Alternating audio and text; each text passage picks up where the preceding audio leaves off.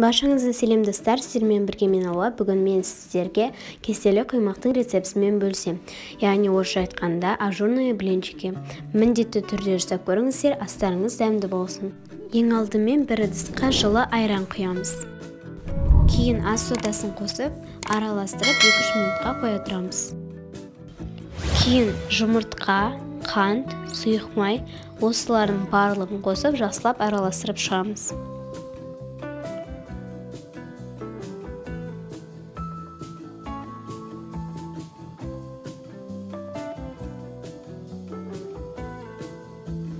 Сонан соң қамырымызға ұнды електен өткізіп, 3-4-ке бөліп, салып, араластырып шығамыз.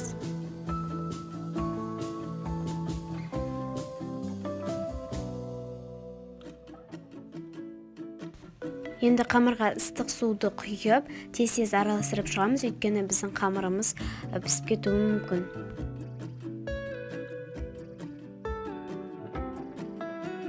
Мінекей құймақтың консистенциясы осындай болу қажет. Егер сізде қою болып кетсе, тағы үстінен кішкене ыстық су құйыңыз. Енді табамызды қатты қыздырамыз, яғни қатты отқа қоямыз. Одан кейін табамызға сұйық майды кішкене құйып, осылай жағып шығамыз. Енді табаға бір ожаудай құймамызды салып, екі жағын қыздартып пісіреміз.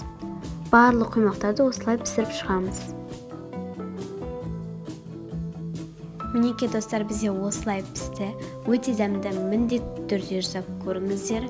Осы видеоға лайк басып, каналыма тіркелуді ұмытпаңыздар.